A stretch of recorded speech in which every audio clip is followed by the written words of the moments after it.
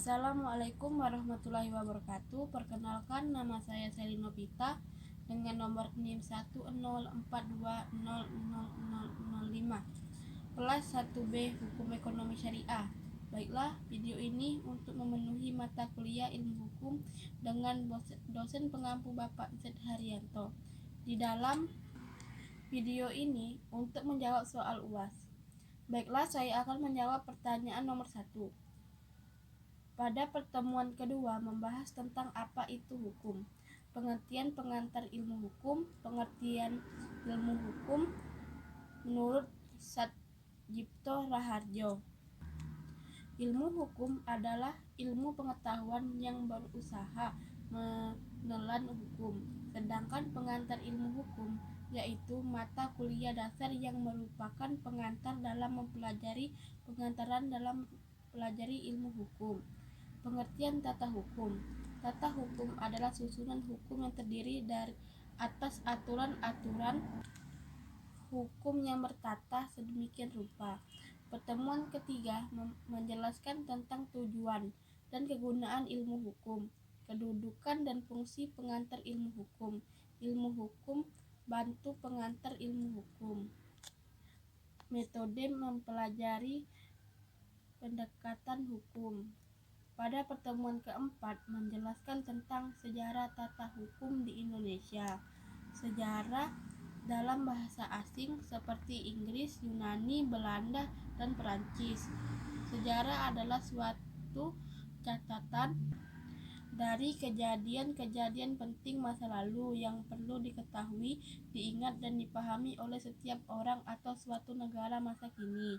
Pada pertemuan kelima menjelaskan tentang manusia, masyarakat, dan kaidah sosial. Manusia sebagai makhluk monodualistis, artinya manusia sebagai makhluk individu atau perorangan mempunyai kehidupan yang menyendiri, namun manusia juga sebagai makhluk sosial yang tidak dapat dipisahkan oleh masyarakat. Masyarakat lahir, hidup, berkembang, dan meninggal dunia dalam masyarakat. Pada pertemuan ke-6 menjelaskan tentang hukum dalam arti ketuhanan penguasa. Hukum adalah perangkat-perangkat peraturan tertulis yang dibuat oleh pemerintah. Hukum dalam arti para hukum adalah dibayangkan dalam wujud petugas yang berseragam dan bisa bertindak terhadap orang-orang yang melakukan tindakan-tindakan yang membahayakan masyarakat, seperti petugas polisi, patroli, jaksa, dan hakim dengan toganya. Hukum dilihat dari dalam diri, wujud fisik, dan ditampilkan dengan gambaran orang-orang yang bertugas menegakkan hukum. Pada pertemuan ke-7 menjelaskan tentang tujuan, teori, dan fungsi hukum. Tujuan teori hukum terdiri dari hukum, teori etis, teori utilitas, teori campuran, teori normatif, dogmatik, dan teori fungsi hukum. 1. Berfungsi sebagai alat ketertiban dan ketentuan masyarakat. 2. Sebagai sarana untuk mewujudkan keadilan sosial lahir batin. 3. Sebagai alat penegak. 4. Sebagai alat kritik. 5. Sarana untuk menyelesaikan kepentingan. Contoh kasus tanah. Pertemuan ke-8 adanya UTS. Pertemuan ke-9 tentang sumber hukum. Sumber hukum terbagi menjadi dua, yaitu sumber hukum material dan sumber hukum formal.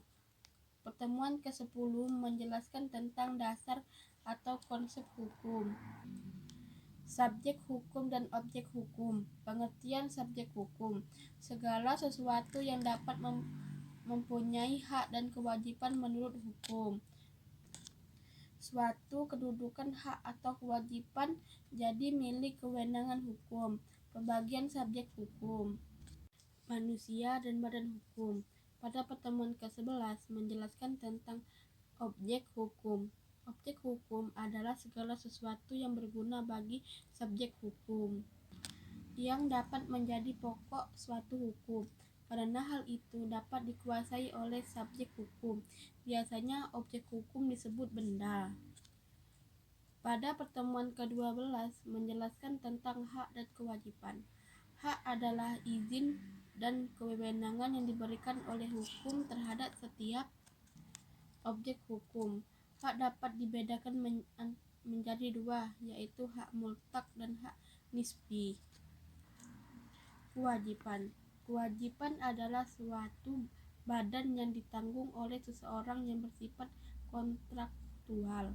Hak dan kewajiban itu timbul apabila terjadi hubungan antara dua pihak berdasarkan pada suatu kontrak atau perjanjian. Pada pertemuan ke-13 menjelaskan tentang peristiwa hukum, yaitu peristiwa kemasyarakatan yang timbul dari hubungan-hubungan antara masyarakat yang oleh hukum diberikan akibat hukum. Peristiwa hukum dibedakan menjadi dua, yaitu perbuatan subjek hukum dan peristiwa hukum yang bukan perbuatan subjek hukum. Pertemuan ke-14 menjelaskan tentang asas hukum. Asas hukum adalah dasar hukum yang terkandung dalam pengaturan hukum dan dasar-dasar hukum tersebut. Asas hukum adalah dasar-dasar hukum yang terkandung dalam pengaturan hukum dan dasar-dasar umum tersebut adalah merupakan suatu yang mengandung nilai-nilai etis. Asas hukum terbagi menjadi dua, yaitu 1. Asas hukum umum, 2. Asas hukum khusus. 2. Dengan belajar ilmu hukum dapat mengetahui apa itu ilmu hukum yang sebenarnya. Ilmu hukum mengajarkan berpikir logis dan kritis, contohnya menganalisis suatu kasus dan masalah-masalah hukum yang baru. Kritik. Menurut saya, cara Bapak mengajar sudah baik, walaupun kadang-kadang Bapak marah, dan Bapak marah itu ada sebab. Dan Bapak mengajarkan arti pentingnya tanggung jawab terhadap tugas. Demikian jawaban dari saya. Apabila ada kesalahan, saya minta maaf. Saya akhiri. Wassalamualaikum warahmatullahi wabarakatuh.